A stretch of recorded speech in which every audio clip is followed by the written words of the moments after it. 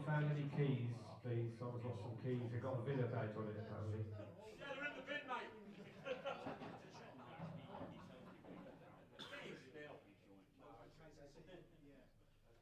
You sat here, back.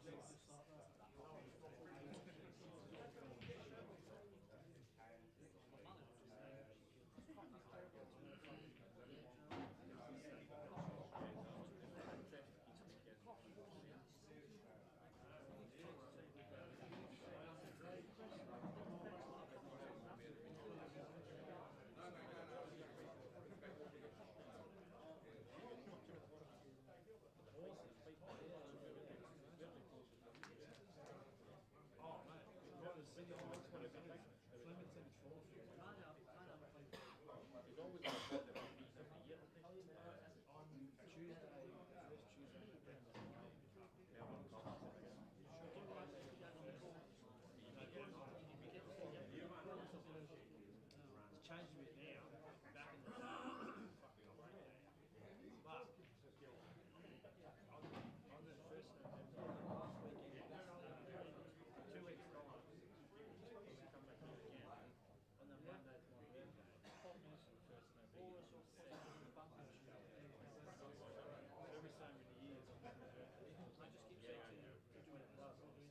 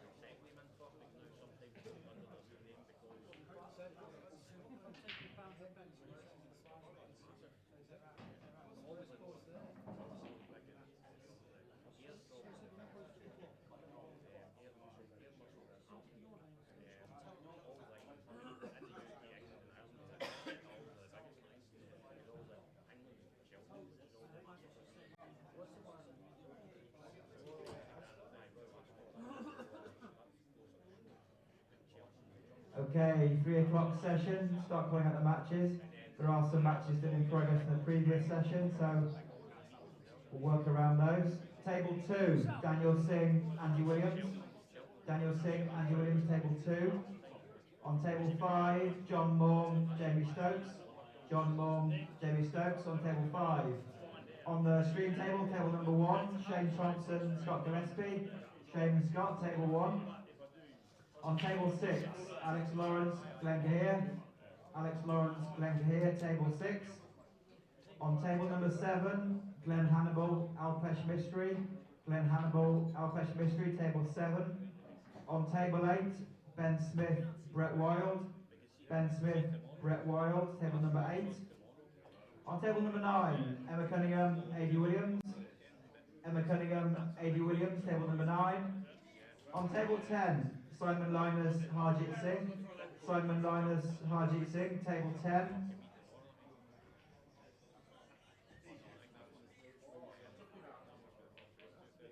On table 10, that was Simon Linus, Harjit Singh. Simon Linus, Harjit Singh, table 10.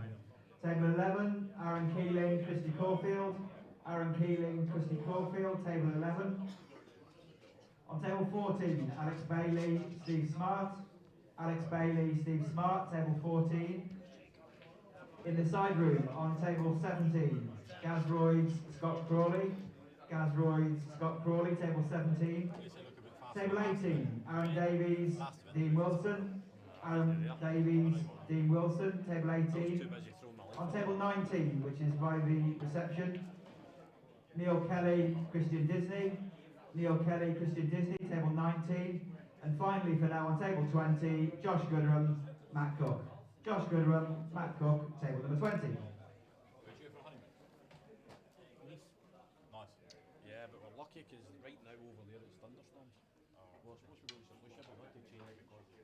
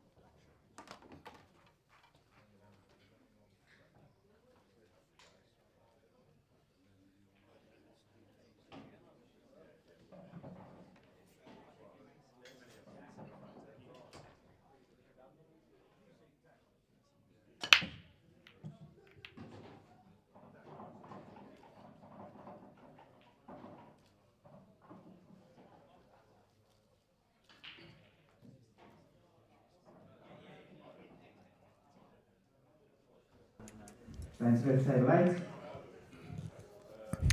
So another huge lineup between two heavyweights of the game. Shane Thompson, of course, off the back of some incredible form, winning 2 events up there in the Ultimate Pool Series recently.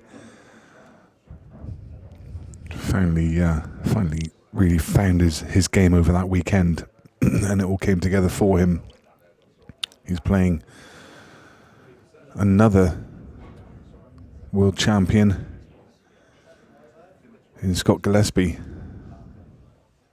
one of the BI world champions. In fact, I think he's still current, if I'm not mistaken. I don't think that tournament's been played since. Very recognisable Goobs. Another guy with a great sense of humour. Real character. And I would say, well, if you asked me 2 years ago who was favourite in this game, I would say probably Scott Gillespie. But I think it's much more even nowadays, especially the kind of form that Shane's on. Really interested to see how Scott Gillespie plays over this weekend. He, of course, got married just a couple of weeks ago. He spent the last 2 weeks in Greece, so he's just back off of his honeymoon.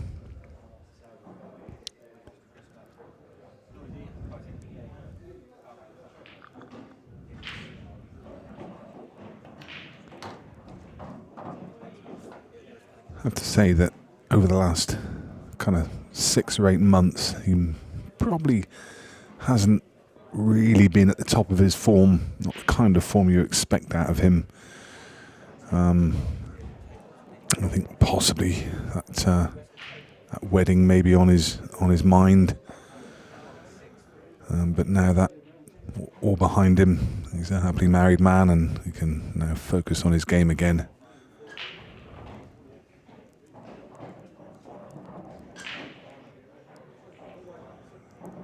As always, please do like and share the stream.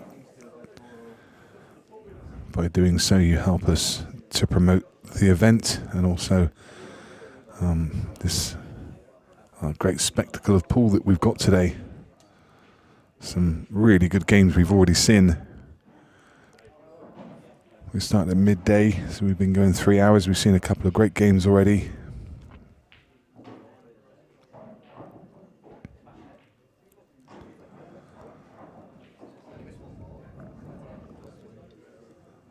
Both games so far, the underdog has won.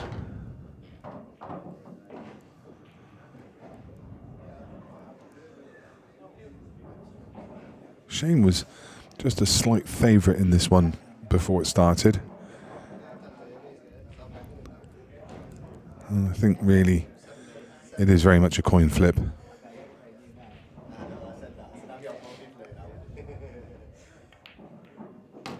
Oh, that's a great shot. That really is. He made that look so simple.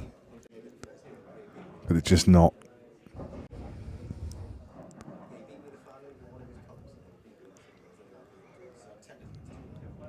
Also judged at the perfect weight.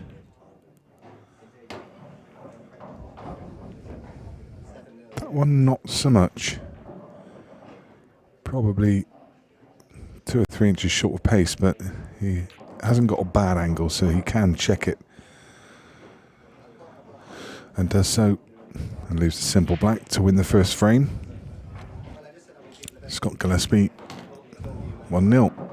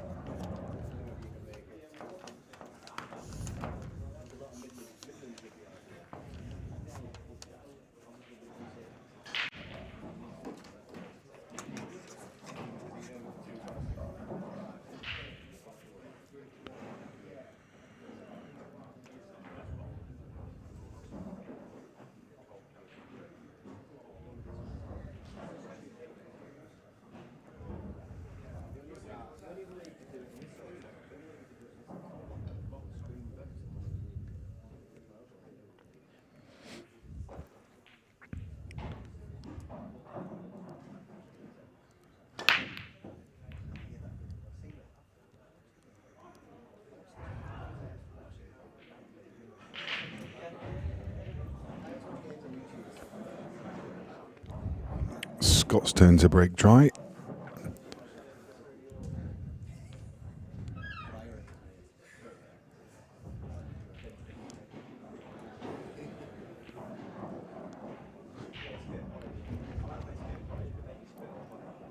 I think Shane will quite like what he sees.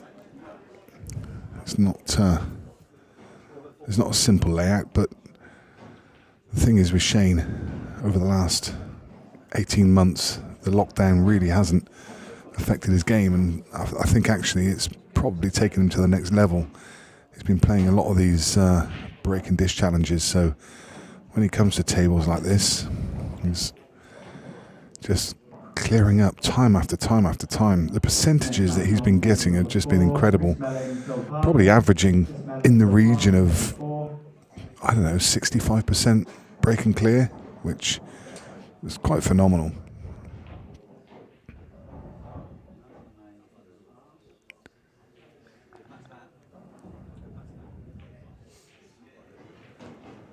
Somewhere around about 20 out of every 30 frames.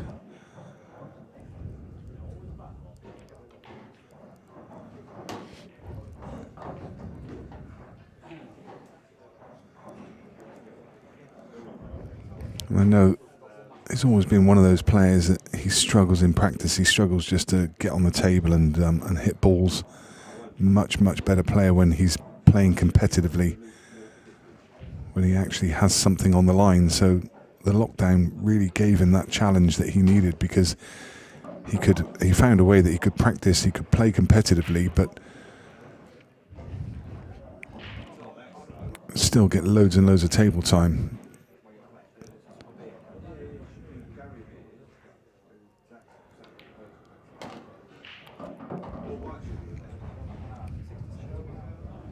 That's a nice delicate shot, found the perfect line that he needed. Can clearly get through to the potting angle of this yellow, so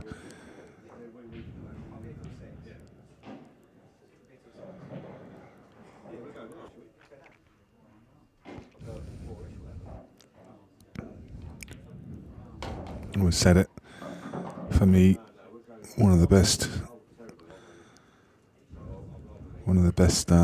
cue actions in the game.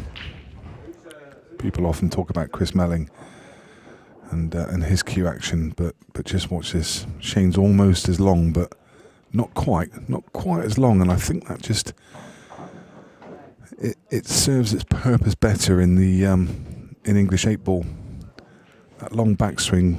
I know Chris, having spoken to him before, he says that sometimes it can hamper him because it's so long that you have to be that much more accurate when you come through the cue ball. But Shane's it's almost as long, just slightly shorter, but it's got a lovely pause.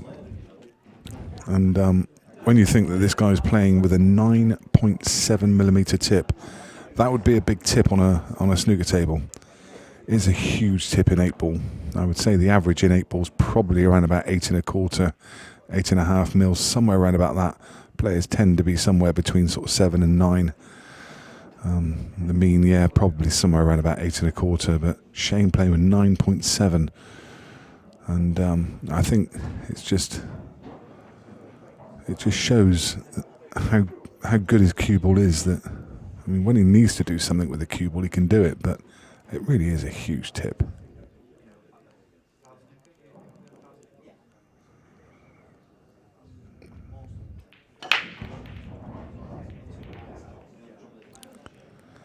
Both players suffering with the break at the moment. Another dry from Shane. Give Scott Gillespie first look at the table. The obvious issue, the two balls tied up on the left-hand side.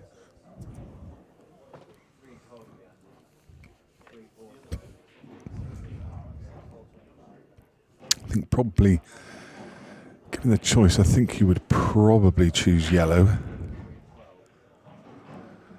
Just simply that there's a couple of yellows that are the right side of the pocket covering reds, namely the one nearest the left-hand side rail, and also down towards this bottom left pocket, the red behind the yellow.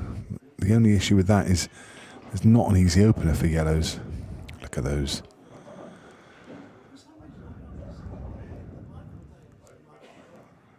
Little beauties, aren't they?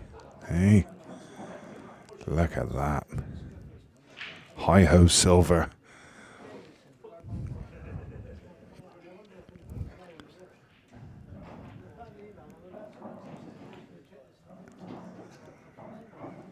He's going to be riding into town wearing those spurs.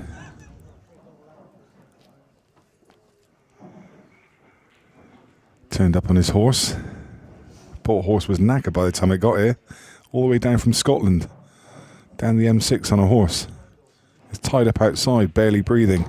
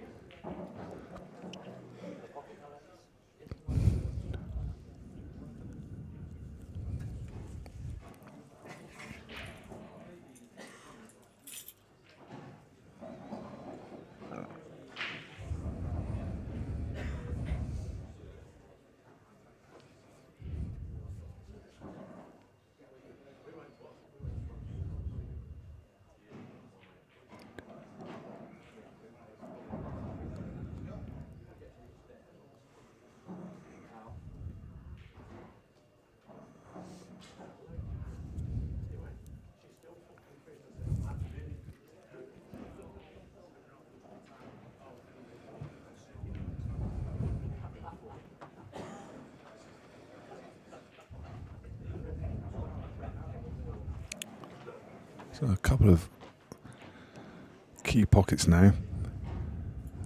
Pocket to the top left, getting control of that one. And one of these bottom pockets is definitely not about attacking right now. It's trying to wrestle some kind of control. Harry Thompson, Charles Sutton, table 3.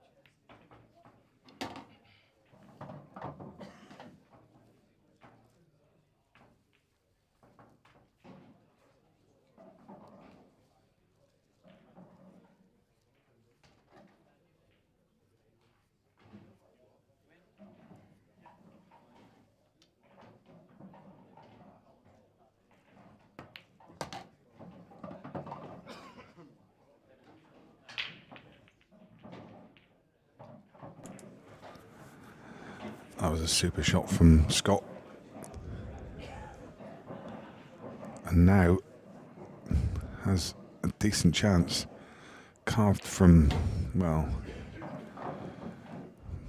not really very much, it's got to be said. So has a chance now. Has the perfect angle. Pot this one to top right. Cue ball fairly naturally comes off the top rail into the yellow. Yellow or red, actually, it doesn't matter.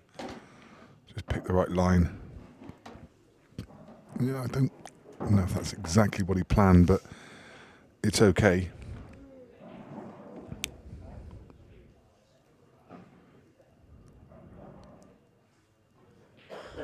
Just a lot of traffic. A lot of traffic to contend with.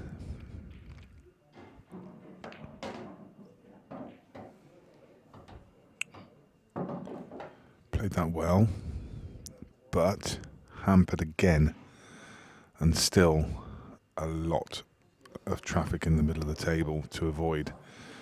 So now this is tough. How do you get on that black?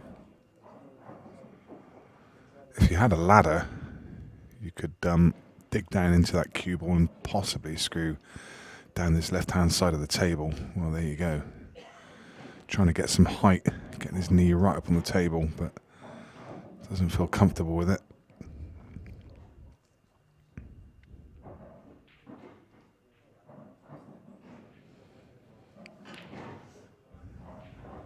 This is tricky.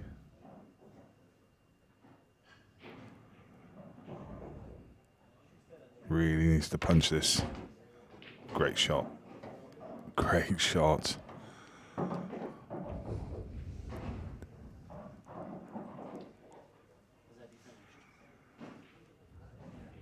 And again, it's one of those, just didn't try and do too much. Just gave himself a shot on the black, backed himself to get it. The measure of a great player when, you know, some people just try and get perfect.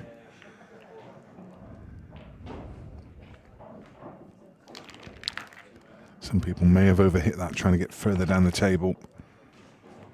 He played it within himself. That really was a great shot with hampered cueing, knee up on the table to get that extra height that he needed. Very nice. Retakes the lead. 2 frames to 1. Neither player's made a ball off the break yet. Scott Gillespie gets his second shot at it.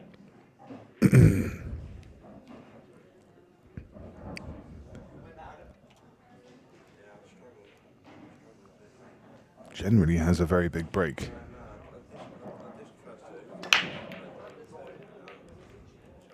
Surely. Wow. 4 breaks. None of them have been particularly bad breaks. Not one ball potted. They're basically trading blow for blow. Try break, reverse dish.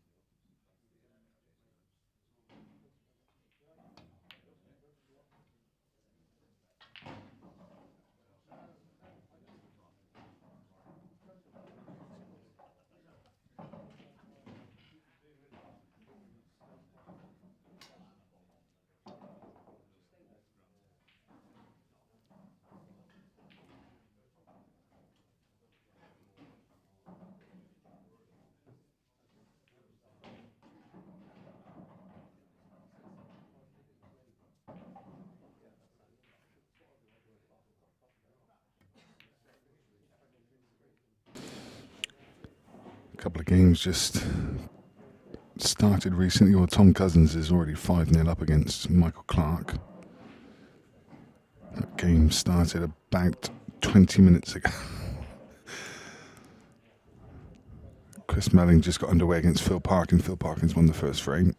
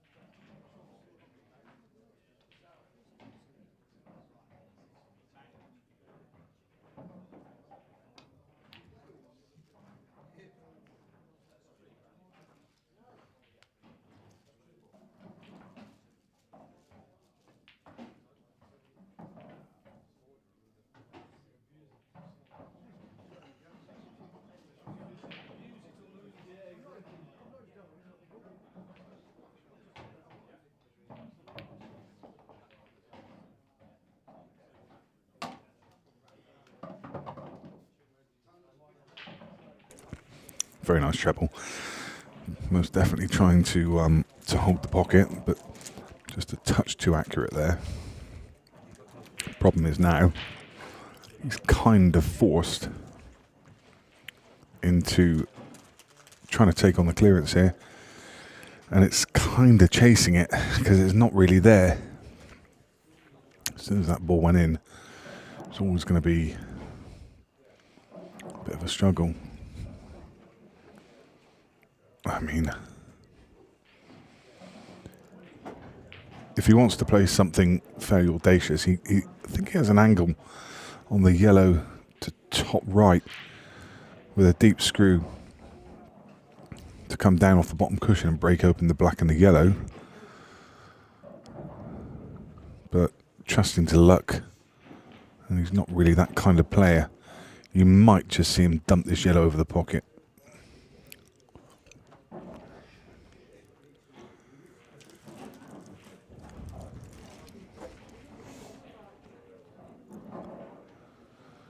The trouble is he's got two balls.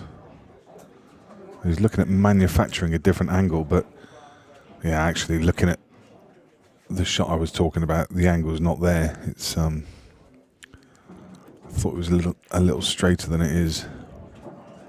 He's going to manufacture. So has an angle now to break up one of the bad balls, but what does he do with the other one?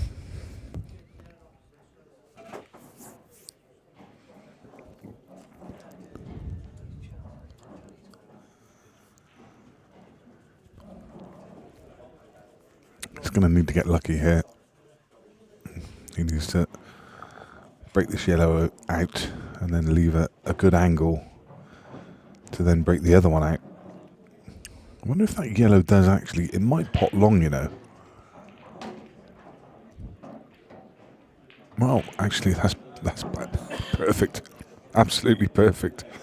I don't think he could have placed it much better by hand. Beautifully judged. And hats off, because absolutely played that.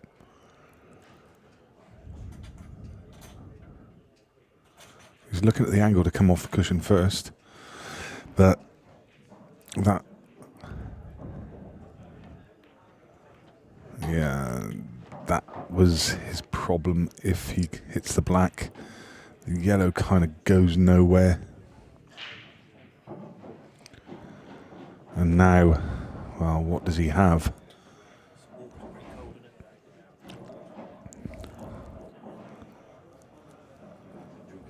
So he's looking at the double into the cushion and pot it off the back of the red. If this one goes in, it's definitely making the highlights reel.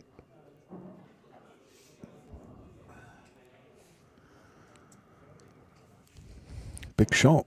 Big shot. And a fairly low percentage too. Yeah, that doesn't do him any favours whatsoever. If he was going to miss it, he needed to get that yellow in the mix somehow to make things difficult for Scott, but now he's just left a pretty standard clearance.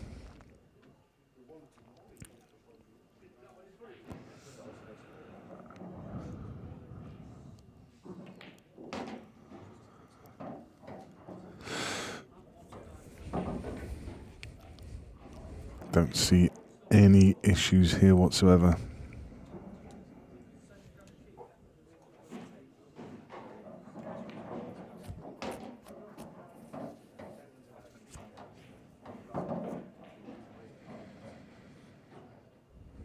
Tom Cousins breezed through his first round match against Michael Clark 7-0. Chris Medding locked up now at 1 each against Phil Parkin.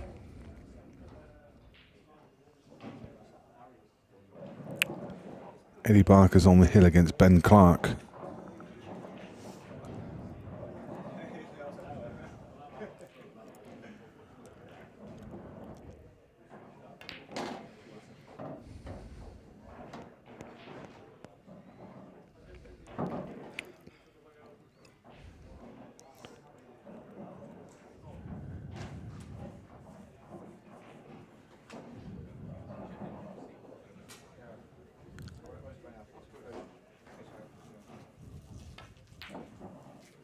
dear. That was a surprising miss.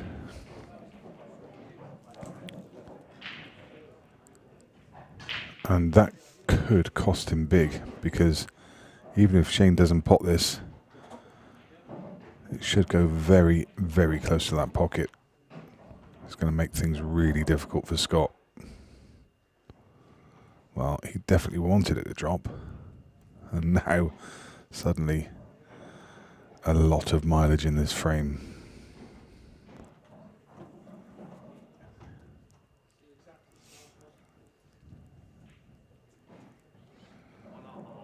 Didn't expect him to miss that plant, I've got to say.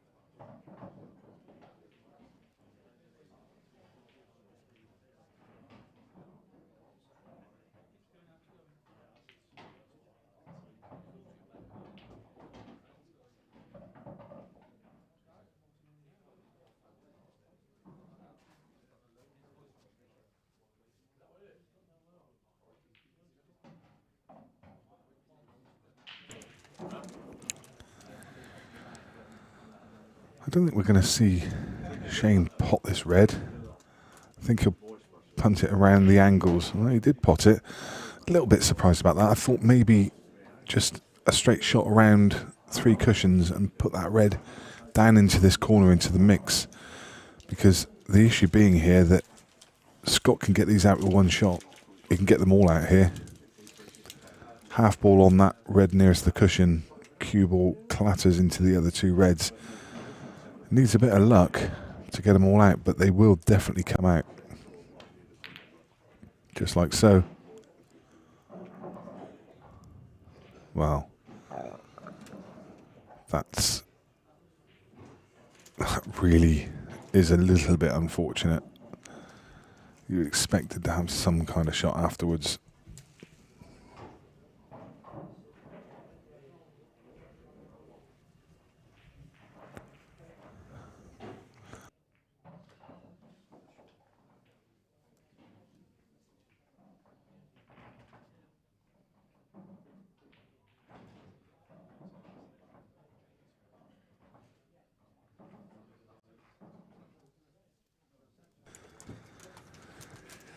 Problem is here, there's not really a telling snooker either. You can lay a snooker, but Shane's only gonna ever gonna have 1 cushion, maybe a 2 cushion escape. Shane will definitely have the advantage in this match if the frames do go tactical. Yeah, that was the issue. That's all Scott could do, and well.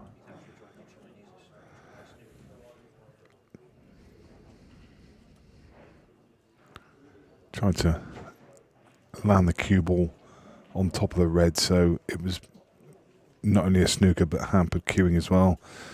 These you expect him to get this more than 9 times out of 10. Well, there you go. I've absolutely butchered it for him. I mean, 100% expected him to get that. It's just 1 cushion escape to miss it. Well, I know it's, well, it's kind of deep in the jaws, but it's still a big enough target. It's not one of those that's so far in the jaws that you don't really have much to go at. It was a pretty big target. Really expected him to get that. I think he'd be very disappointed.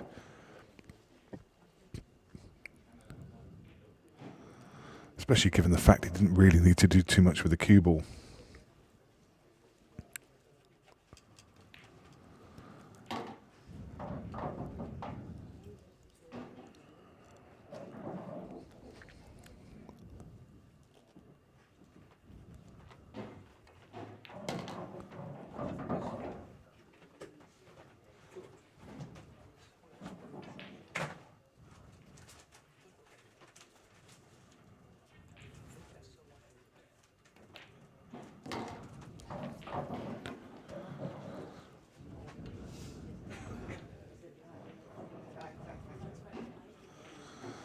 maybe thinks it's just sliding slightly. I know he feels that this cloth can slide. He just recently had the grey put on his own table down there at All Stars that you just saw on the screen. He's got his own table at Thompson All Stars, and they just recently had the grey cloth fitted, and he said it's sliding like crazy. So maybe he just felt that one slid a little bit. It can play with your mind, because they definitely slide when they're new, and then you start guessing at angles.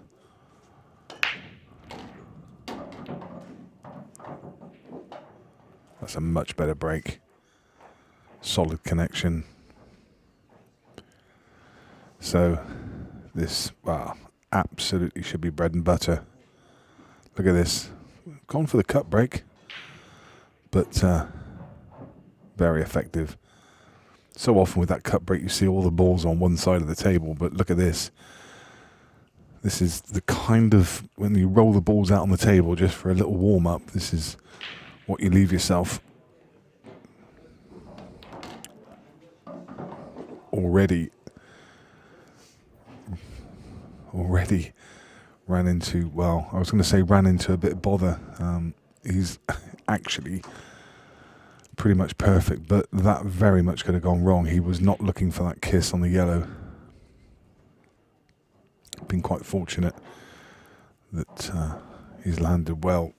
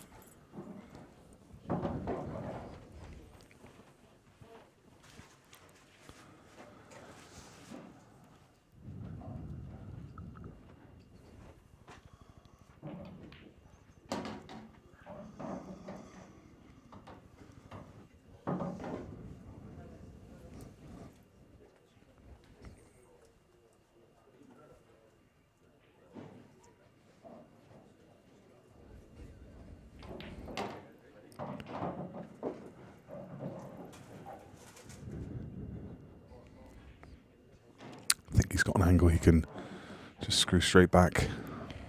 Yeah, perfect. Just meant to leave it straight, left it straight, and wow, that's under hit by quite some way. Such a margin of error. I mean, you need to finish above the ball. It's really that simple. You can finish anywhere apart from behind the red at the top of the table, and he's left a really thin cut. Navigated it well, but a little shake of the head, he knows that he's not playing as he can. I think, yeah, another shake.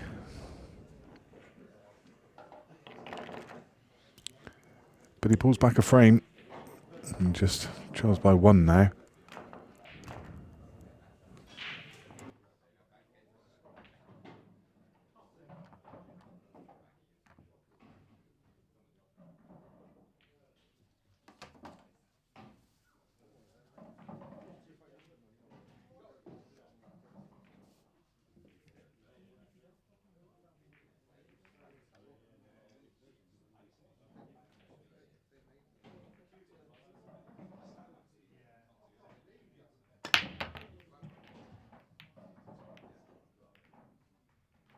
Another dry break.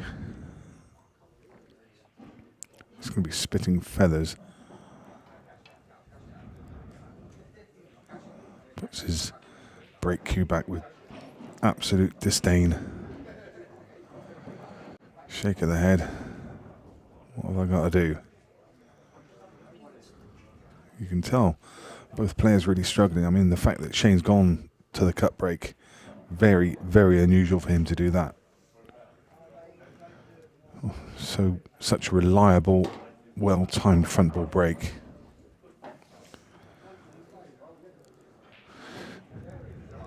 And again, just very, very much about cue ball control. This clearance should be a formality. If Shane was playing in his break dish challenges, I think he would be more than happy to take this one out. But he's not. He's playing against Scott Gillespie on the main table in the arena.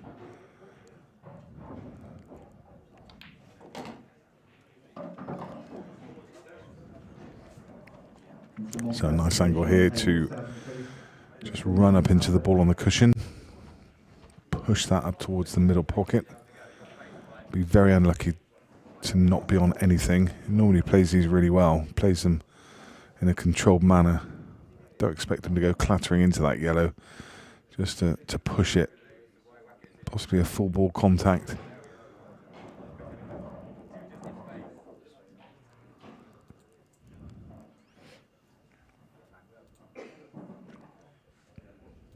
May actually not even choose to go into it. There could be more bad than good that comes out of that shot. I know he's another player that doesn't like to move balls unless he absolutely has to. So he may try and navigate the gap. And does. I mean, that ball doesn't need moving. It's a new cloth. It's going to be generous. He's left a nice angle now to screw down and land on it. I'm a big advocate for not moving balls unless you absolutely have to. I think a lot of players there would have tried to move that yellow.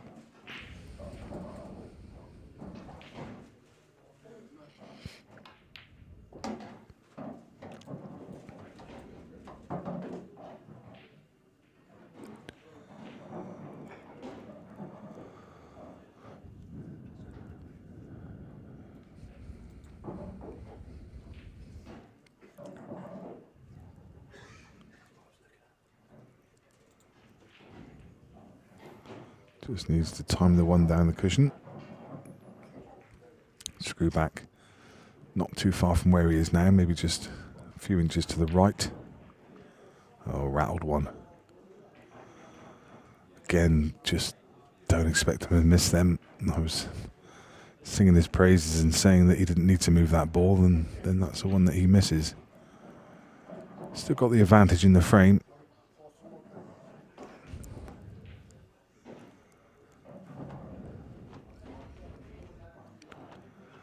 And I guess that's, I mean, I've always come from a world rules background, but that is the one rule in the game which really, for me, doesn't make any particularly logical sense.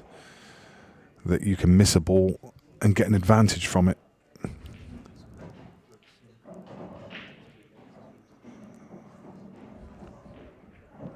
Just feel that if you miss a ball, you should be punished. If you miss a ball, you should not be able to get an advantage. So Scott now, if he wants to, he can put in a really telling snooker. You've got the two reds just near the bulk line, which create a big target. Getting behind them, and it would be difficult. If he gets two shots, then he becomes the favourite for the frame.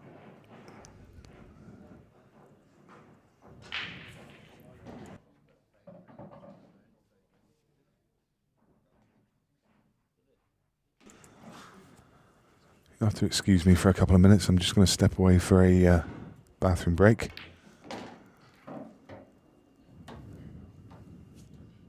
Well, I played a nice developing shot there, and now still has this problem of the red at the bottom of the table. Could try to land on it. Could try to land on both of them actually, but we'll see what he does. As I say, I'm just going to step away for a moment for a bathroom break, and I'll be right back with you.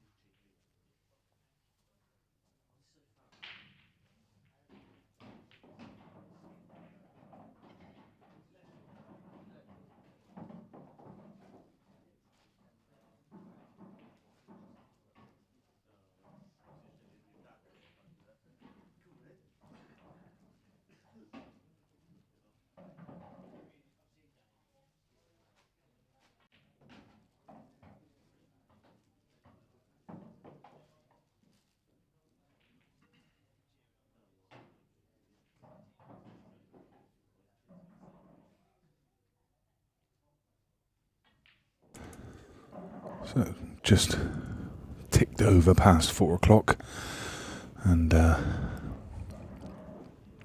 we've seen some great action here today already. Just a reminder, if you would please, to like and share the stream. Over 200 people watching, just 6 likes on it if you would be so kind, and also to subscribe to the channel. I know I harp on about it. I'm sorry to bore you, but it's important for us, for the exposure of the stream. So I really appreciate your support. That's all we ever ask in return for the stream that these guys bring you, which I think is always top drawer.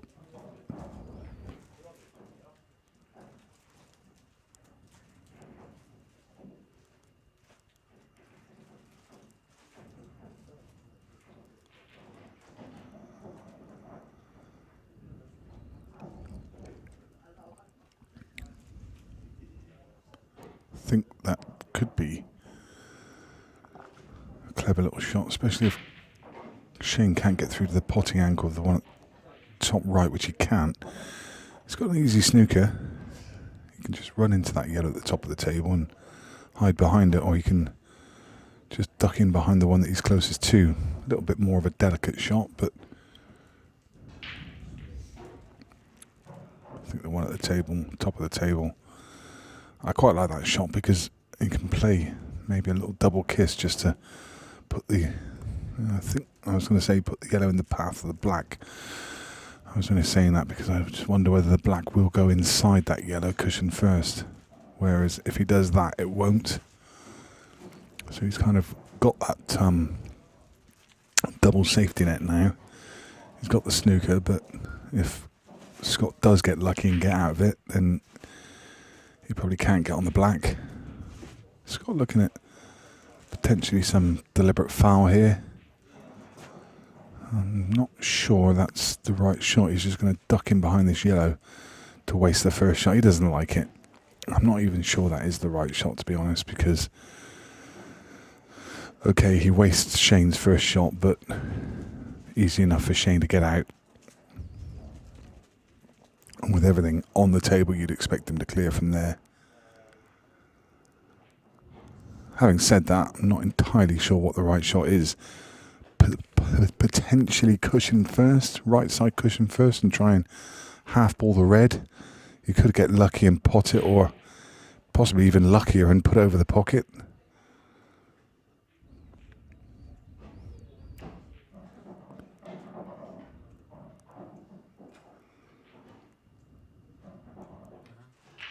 He's looking back at this shot again.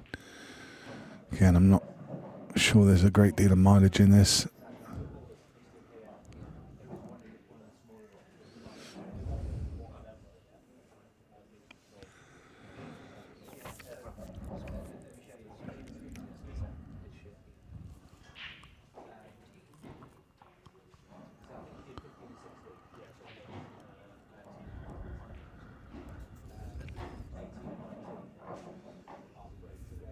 Now Shane second guessing. He's just going to pretty much lay the position back where it was. He doesn't need to force the issue. Now Scott back where he was a second ago, but doesn't have the luxury of being able to get back in behind that yellow, so he's probably going to be forced to play the shot that I mentioned.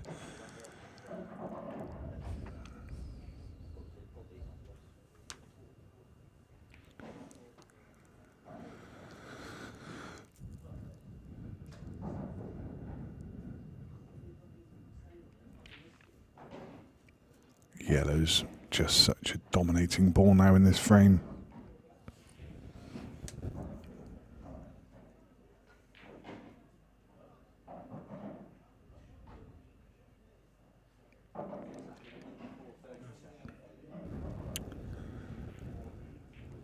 Let's have a look around the arena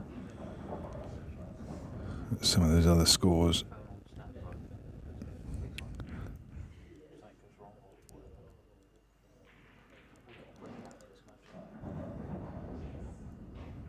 my Q score refreshes.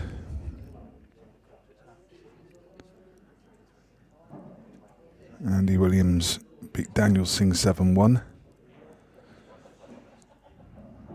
Glenn Cahir's currently 6-1 up against Alex Lawrence.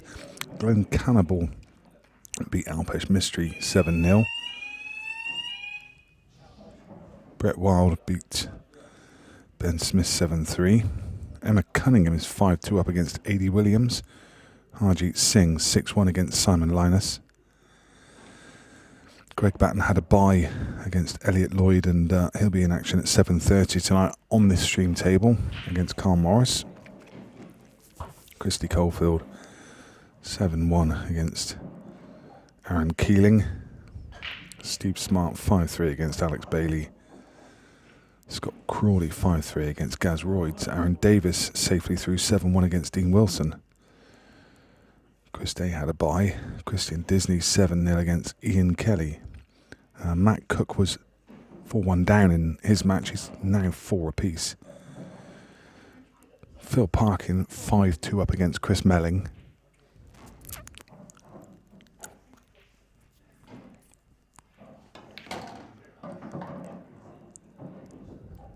So Carl Sutton 5-2 up against Harry Compton. So I guess you could say a bit of a shock coming on the cards there with Phil Parkin 5-2 up against Chris Melling. But actually, if you know Phil Parkin, you'll know that he's not the biggest of shocks. Phil really is top drawer. Been playing a lot recently, been playing some money matches, and he really has been cueing the ball well. So it's not that great a shock, albeit that Chris was a big favourite going into that game.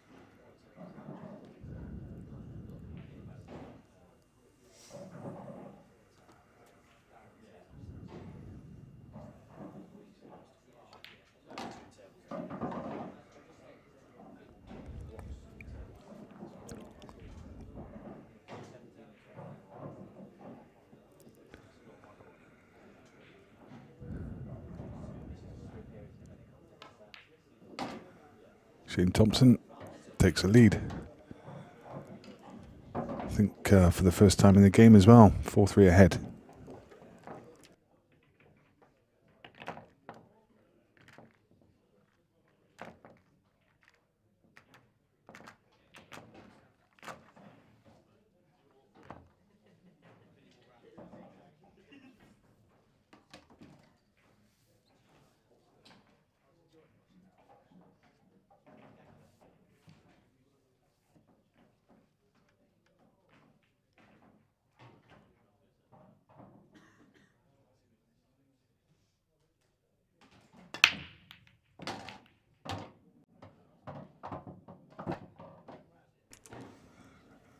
Lovely break.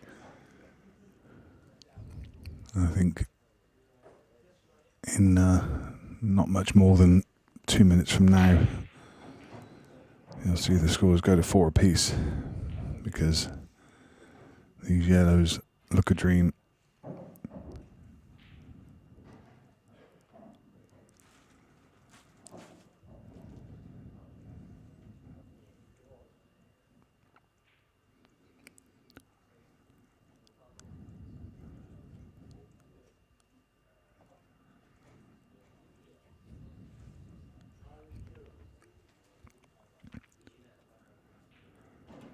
This is the World Rules Pool Tour.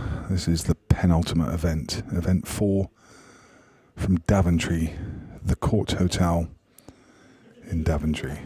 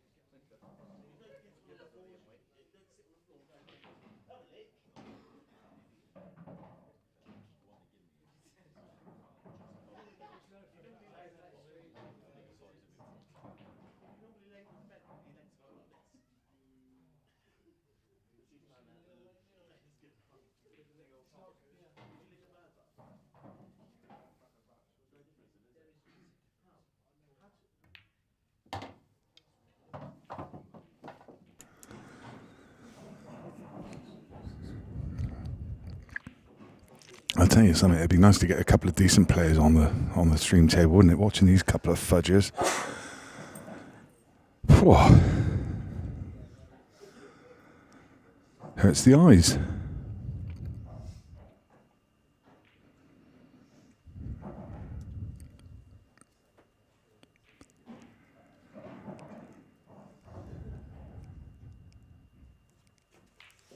Both players will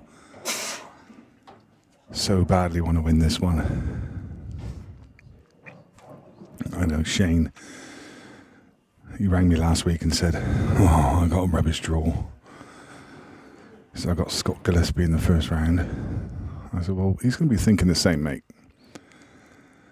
I said, you're just off the back of winning 2 events, and he's been on a honeymoon for the last 2 weeks, and he's probably a drained man.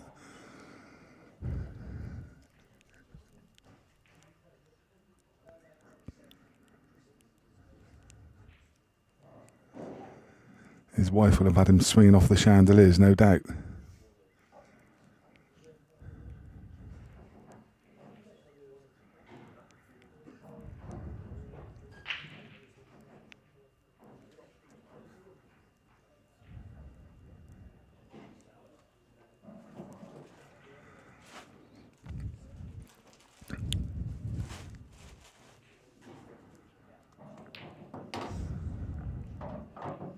Great shot. Needed to judge that to absolute perfection, and he did. Now he can play this yellow, just run the cue ball on and off the side cushion.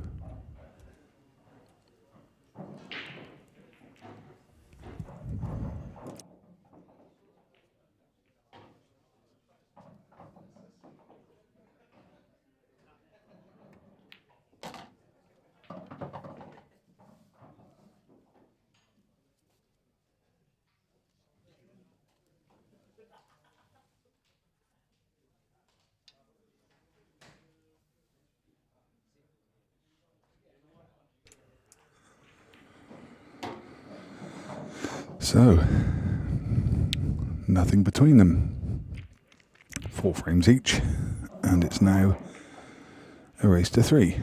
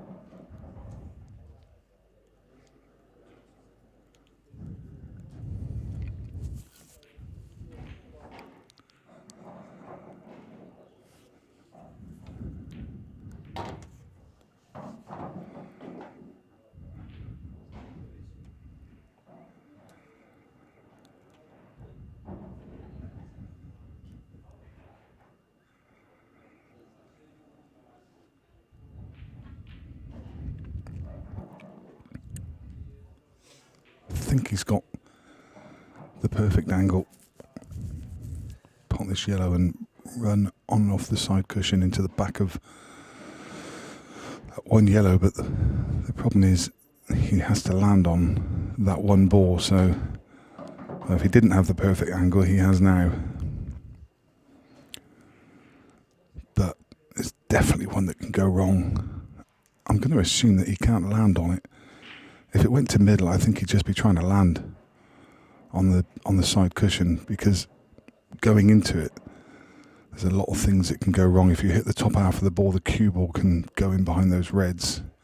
This has got to be perfect, and is very nice. If anything, just a fraction over hit. So the yellow's just gone above that middle pocket. So cue ball's going to be running a little, but yeah, played that well.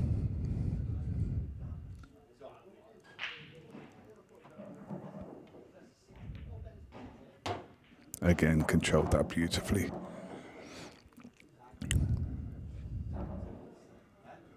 A lot of angle on this. It's not one of those you can really check either.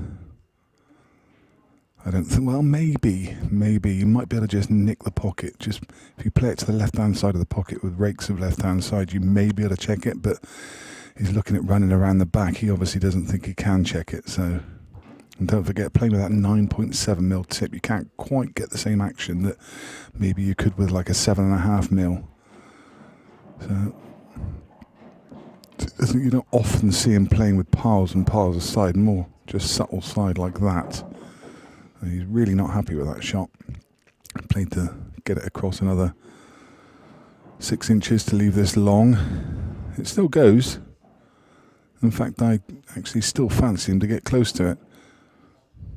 Cue ball's going to be running away from where it is, but he should be left with a long black.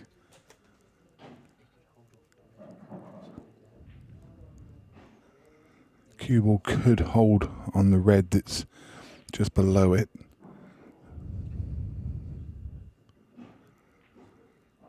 Fancy him for this. No. And funny, didn't play to really do anything with the cue ball. I think he was, leaving a really tricky black. Probably looking to play the black off the red into the middle, but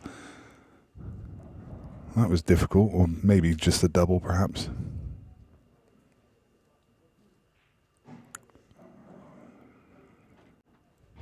Possibly even just playing it perhaps with that little negative mindset of trying to not play it as a shot to nothing, but if he leaves the cue ball just slightly higher than that, then Scott doesn't have an easy opener. Still doesn't have a gimme opener.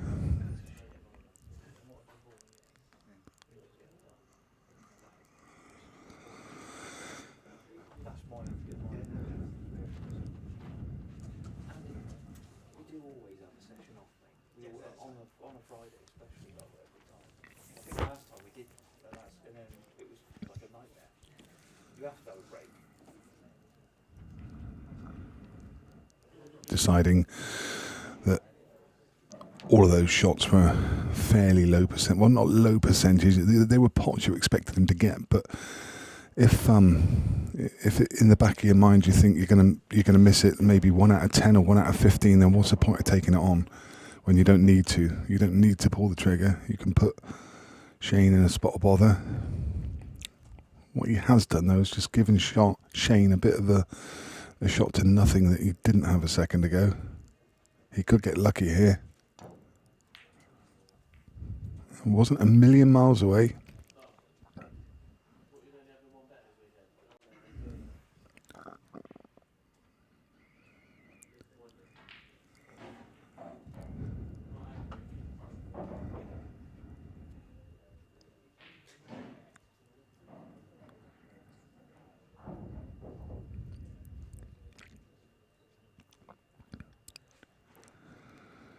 Yeah, Jodie's saying on the chat, I don't understand why he played it that way. I think I kind of tend to agree with you, but As I say, I was looking at the shot.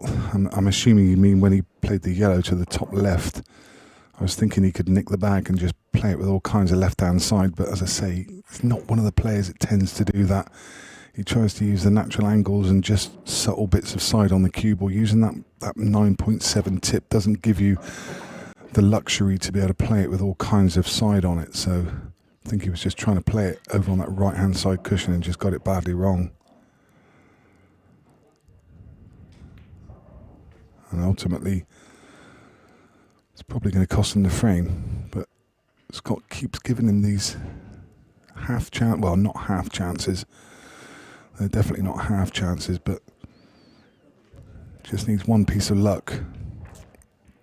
Every time he comes back to the table, he's maybe only, like a 5% chance, maybe even only a 2% chance, but they do occasionally go in.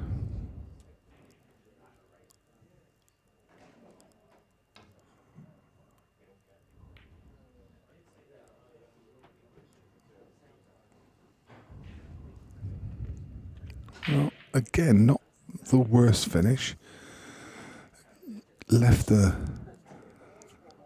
nasty little plant, and the way Scott's been playing so far, I think probably won't go for this again.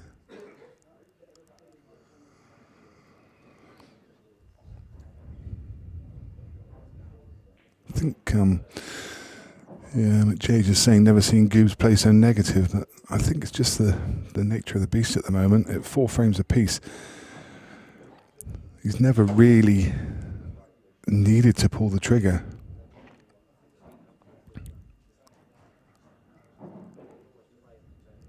And maybe a confidence thing. As I say, he probably, he won't have been on the table in the last couple of weeks. I know he did play on Monday night in the doubles, but it's not a substitute for proper practice.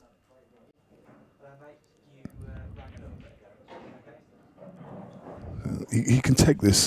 He can take this plant knowing that it's a shot to nothing anyway. He's going to leave Shane snookered.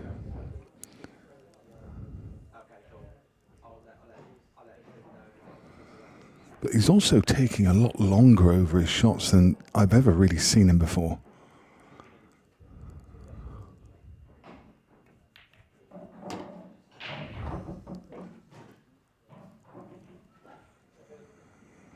Big Mac in the room. Mac is in the room.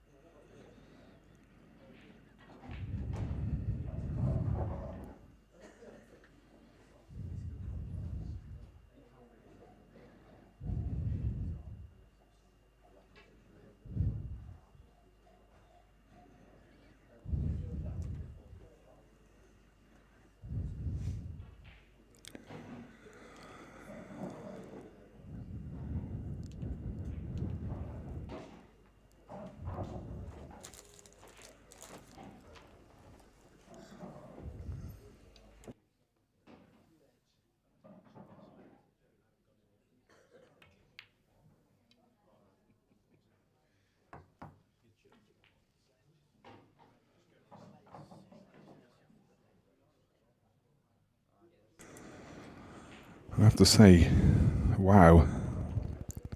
Chris Melling was 6-2 behind against Phil Parkin, and it's now 6 frames all, and he's at the table on a clearance in the deciding frame. What a turnaround that is. The man showing his class. We always knew it was there, but he had to dig deep on that one.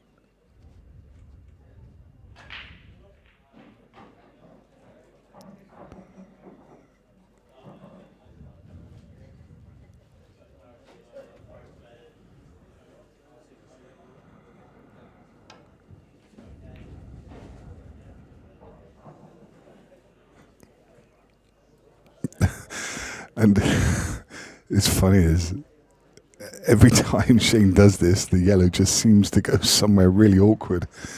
And yet again, it's just gone right up into that area at the top of the table. So even if Goobs had a kick now, suddenly that yellow's in the way of it. Just makes it really awkward. And again, I don't see him pulling the trigger yet. He may, but I don't think so. There's going to come a time where Shane's going to get lucky. Table 5, Rich Wharton, Gary Southern. Rich Wharton, Gary Southern, table 5. On table 6, Peter Mullaney, Jack Schofield. Peter Mullaney, Jack Schofield on 6. You just wouldn't think that these two players would ever get into any kind of safety battle. It's pretty much alien to them now. You look at international rules, you just don't see any kind of safety because it's just such an attacking, aggressive game. And Scott is simply not native to these rules at all. I mean, he won a Supreme Series event playing world rules, and before the event started, he was getting a lesson off of Lee Kendall because he just didn't have a clue. On table 8, Andrew Jones, Wade Morley. Andrew Jones, Wade Morley, table 8. On table 9, Josh Jahaz, Simon Meir. Josh Jahaz, Simon Meir, table 9. So despite that valiant fight back from Chris Melling, he lost his game against Phil Parkin. 7 frames to 6. On table 11, Wayne Gardner, John McAllister. Wayne Gardner, John McAllister, table 11. On table 12, Scott Yardley, Dylan Leary. Scott Yardley, Dylan Leary, table 12. On table 13, Ben Anderson, Vince Hansen. Ben Anderson, Vince Hansen, table 13.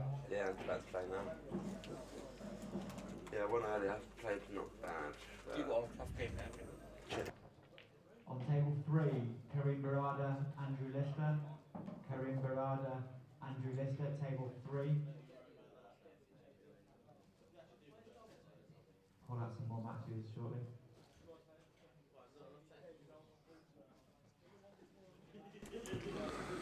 And the longer this frame goes on, the more weight it carries, the more important it is.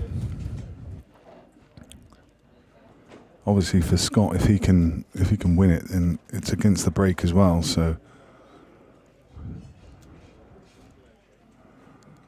both of these players, fearsome competitors, and still that one awkward ball at the top of the table. So Goobs is going to be looking at moving that ball, and again he's going to screw in behind the red and black and lay another snooker.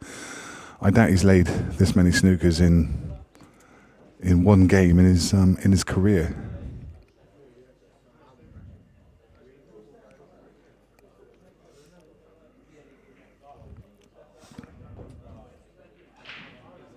And as I say, the problem is in the back of his mind, he'll know that the more chances you give Shane at the table, then sooner or later he may get lucky. You keep giving someone a 1 in 20 chance, then sooner or later they're going to take it. Upcoming games at the top of your screen, you can see Mark Thrussell against Oli Bell. That's going to be a great game. I'm looking forward to that. I've not seen Mark Thrussell play since I commentated on him at Savannah's at JJ Falls Club against Tom Cousins. It was the highest standard of pool I think I've ever seen. I can't remember exactly. It was a race to 11 if I'm not mistaken. And they went break dish. I think there was something in the region of 18 break dishes in a row. Neither player missed a ball until the final frame when Mark Thrussell missed a yellow and let Tom in, and that was the only ball that they missed in the entire game. That was one of the highest standards of pool that I've ever seen. It was fantastic to watch, and I would imagine that game's probably still on the Beer Production channel on YouTube. Paul's shaking his head. One we lost by the look of it. Was it the elite event that Viv Rusco ran, I think? No, the £500 a man event. But, that really was great. Anyway, he's playing Oli Bell at 6 o'clock, playing the West Countryman, who's very, very fast attacking aggressive player, as we know.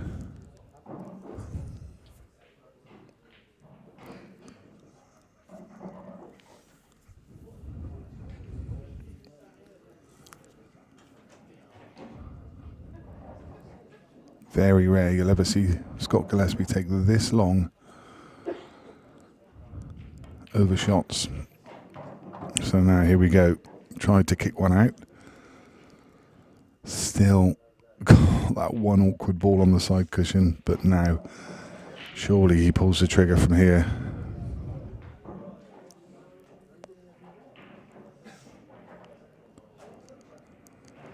And then at 7:30, another great game coming up.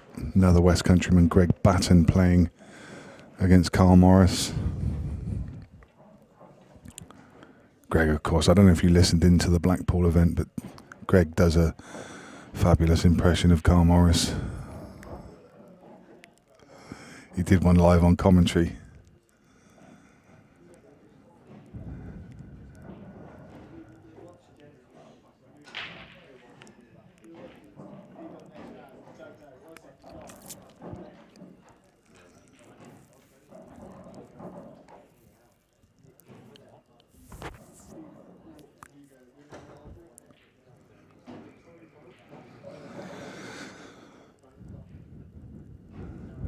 We're going to be streaming all over this weekend.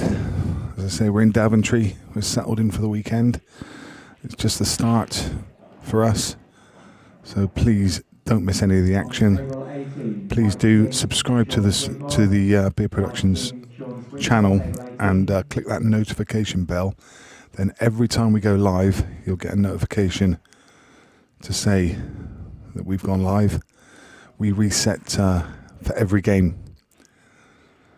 So we try and follow the schedule as well as we can and reset the stream for each game. So each game has its own place on YouTube.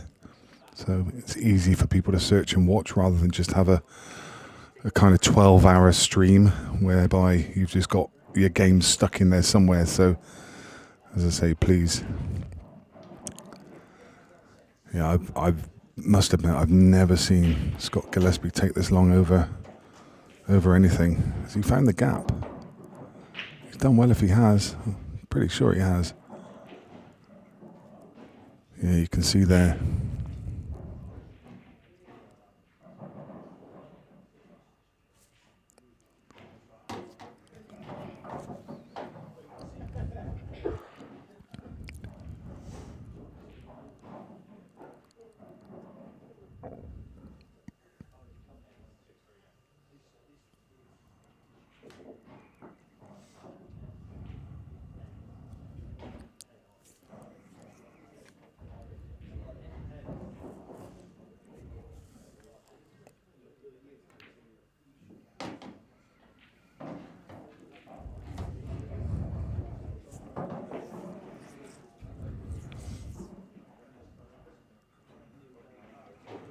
I have to say, albeit that Scott's playing slowly, I actually love it because it shows how much he wants to win. Some players just throw caution to the wind and make mistakes, but he just looks like he's just struggling a little bit for form, and he wants some good table time, play himself back into form. And it just shows, as I said, he's a fierce competitor.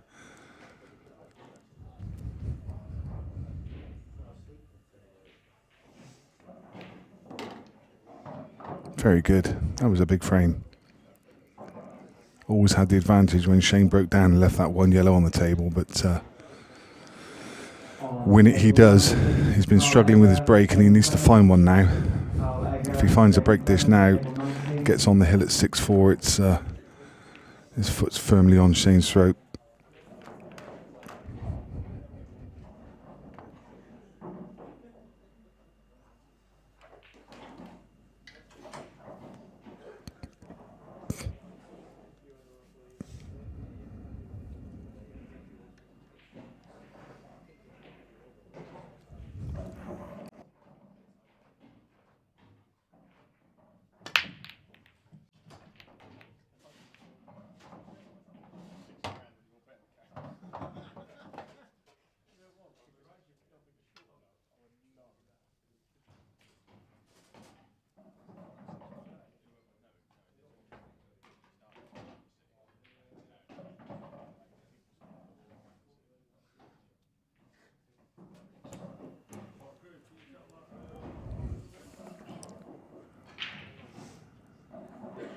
pots of yellow would suggest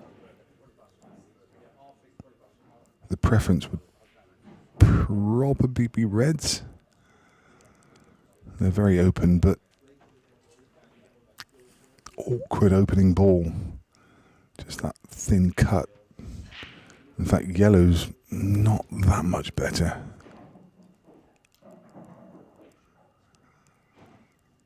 But I guess the thing is, because he's potted a yellow, he's already on yellow, so he could play that as a kind of shot to nothing. If he didn't get it, he was covering the bag and taking a big advantage in the frame.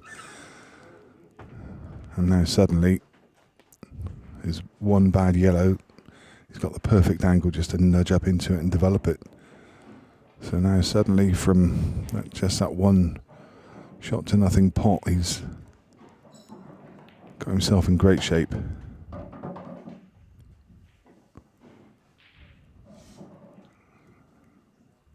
The only issue I can see here is navigating the cue ball. It's kind of a disjointed table. He's got yellow in bulk, yellow at the bottom of the table. He's going to have to take the one in bulk now. But all those reds are in his way. He needs to find a path through them. And as I say, at some point he needs to get back down the table.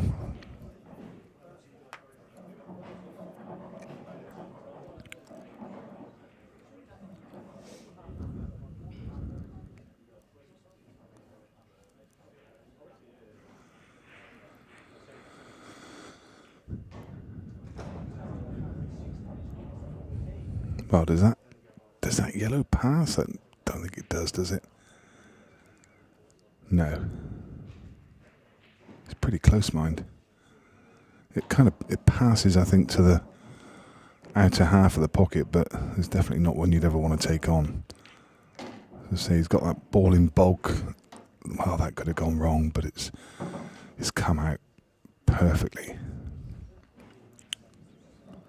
Cue ball cannoning into two of those reds, and yeah, that could have gone very wrong. The red could have gone across the yellow. Well, anything could have happened there. I think Shane will consider him. Yeah, you can see just a tiny little shake of the head.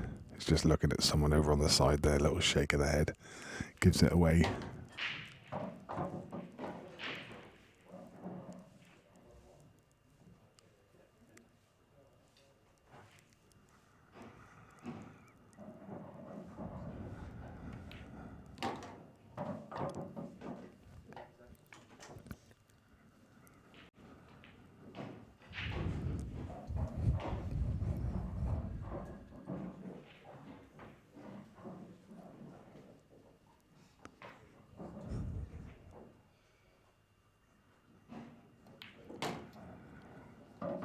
Nice clearance. They weren't easy when he came to the table. He took them well. Rode his luck a little in the middle with that one shot. In all honesty, it's one of those. They when you're not playing well, they tend to go wrong. But he would have been unlucky not to be on something. But even so, just trusted to luck a fraction. It came out in his favour, and now he's on the hill.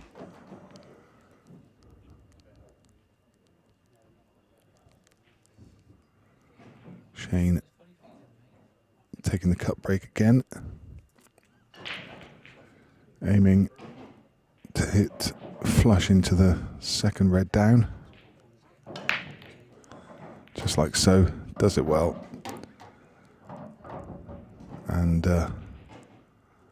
effective. Some people don't like the cut break. Some people think it should be banned, but ultimately it's a great tool to have in your arsenal when the front ball break isn't working.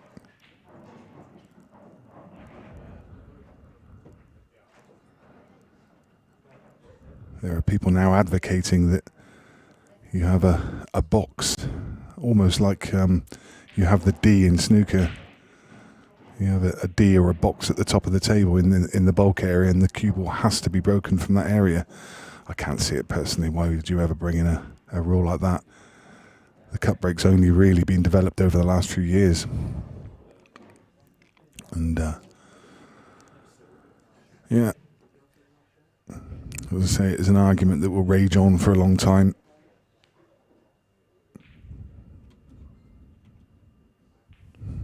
Next match on table 14, Enrico Forgione, Paul Carr. Enrico and Paul Carr, table 14.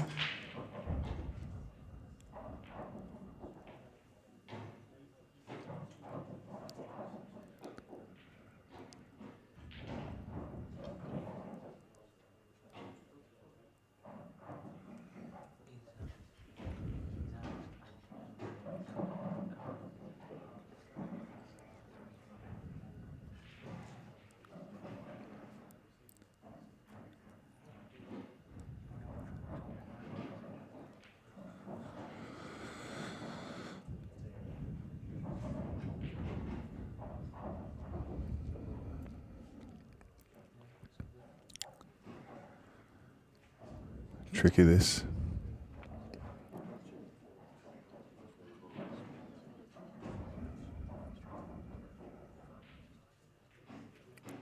The one that's closest to the right hand side cushion, he can play it off the red into the middle.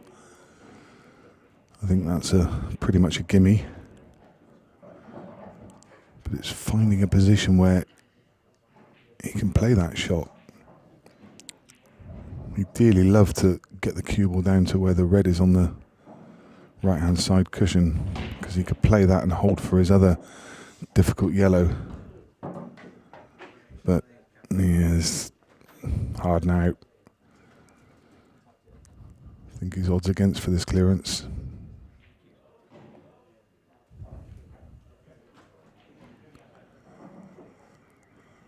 Marianne, the ladies event, starts tomorrow. Usually I think around 11 AM. You can see the schedule actually. It's the event's built into Q Score. It's in the upcoming events. So you can see the schedule for tomorrow.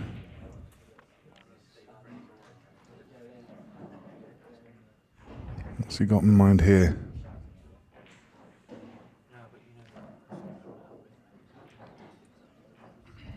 He's got a nice angle.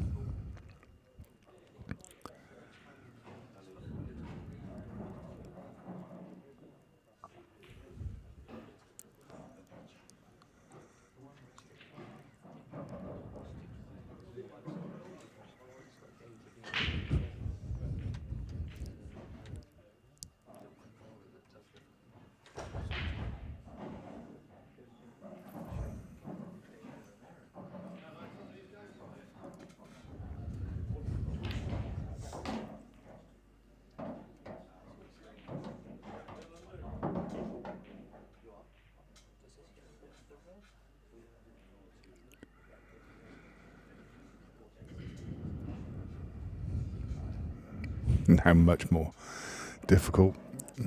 That yellow still goes off the red, but he's going to have to play it as a plant. Horrid shot to have to play when your opponent's on the hill. Big moment. What a shot. What a shot. Brilliant. That's what you can say about that.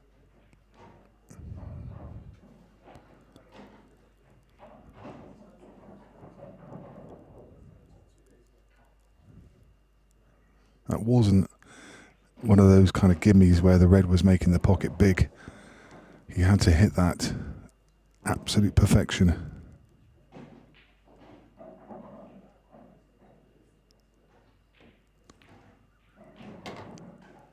And he's left himself a challenging black.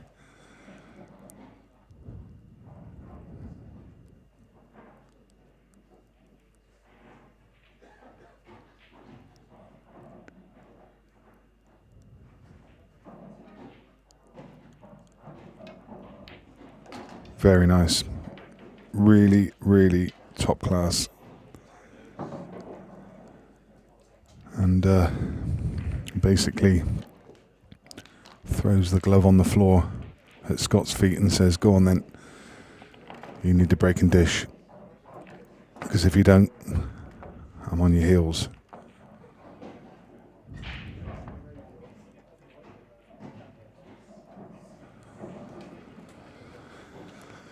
Yeah, someone mentioned that Emma Cunningham was in the main event draw. She won her first game against Adie Williams. Yeah, talking about heels, you wouldn't want to be on those heels, would you? You'd cut yourself to pieces.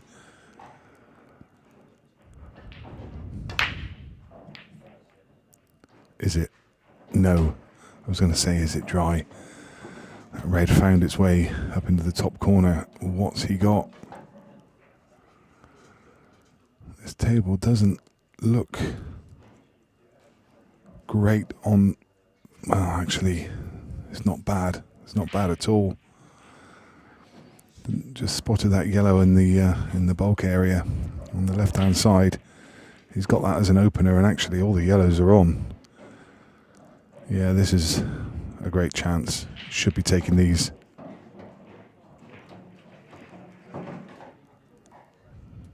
And it pretty much is a dot-to-dot finish as well.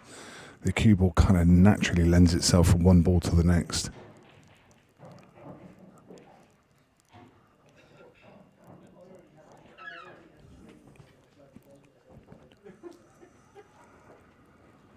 Still taking time, taking care and attention. Doesn't want to make a mistake now after carving out this chance.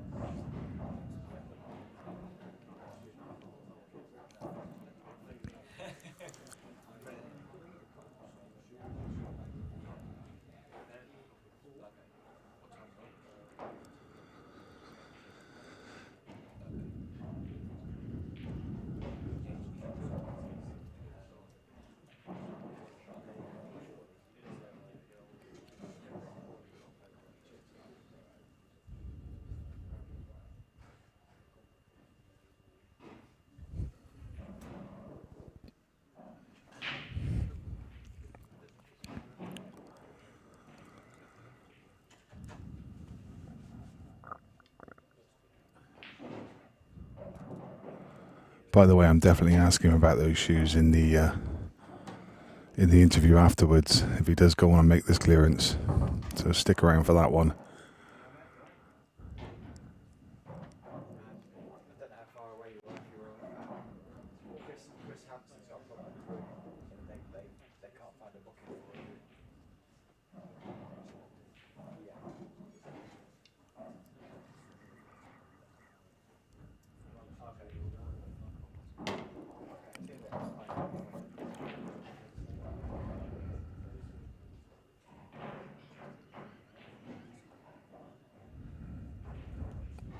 Hard to see what goes wrong here.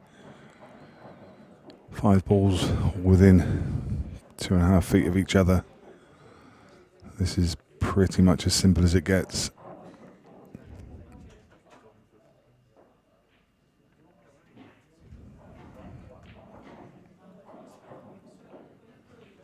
Just needs to judge the cue ball off of that right side cushion. I think he really wants to play the one to the right, but I don't think he's just quite got the angle to be able to hold. So we may see him. Well, he's still going to play it. So we're going to see him play it with probably with a bit of check side. He's come across table. Yeah, this looks fine. I think he can just dip in below the red if he wants to. Just cushion first and just nudge the red up. Leave himself on the yellow on the route. Can also stun across the face if he wants to. It's a matter of choice, really. Obviously, more can go wrong if he does play it. Just overhit that, but still on the one to middle. may have played the one to middle. I think he played the one to cushion, the way he was queuing a second ago. I think he played the one along the bottom rail, but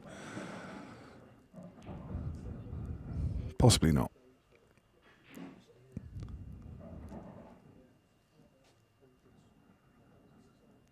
Just one of those, maybe just play to an area knowing that he's going to be on one or the other. It's a little bit thin to middle. Nothing to do with the cue ball though.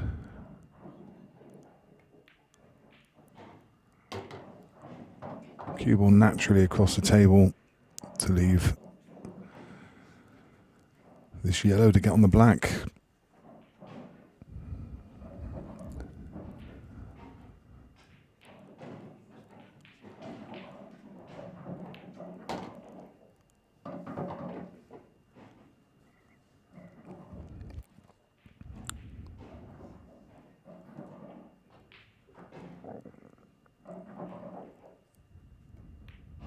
That's a good win from Scott Gillespie. Very nice. Puff of the cheeks from him. He's relieved to get across the line. He's got a smile on his face. Let's go and get his thoughts. See you over in the interview room in just a moment.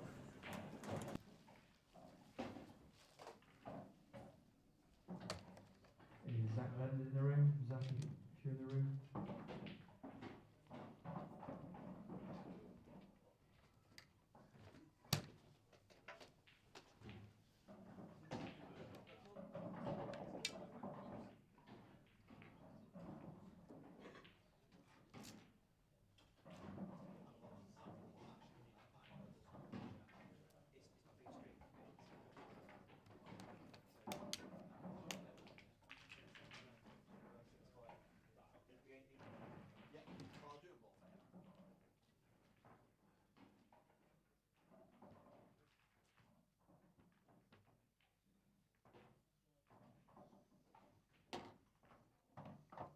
Match on table 1. Steve Prince, Neil Wren. Steve Prince, Neil Wren. Not being screened. Table 1, Steve Prince, Neil Wren.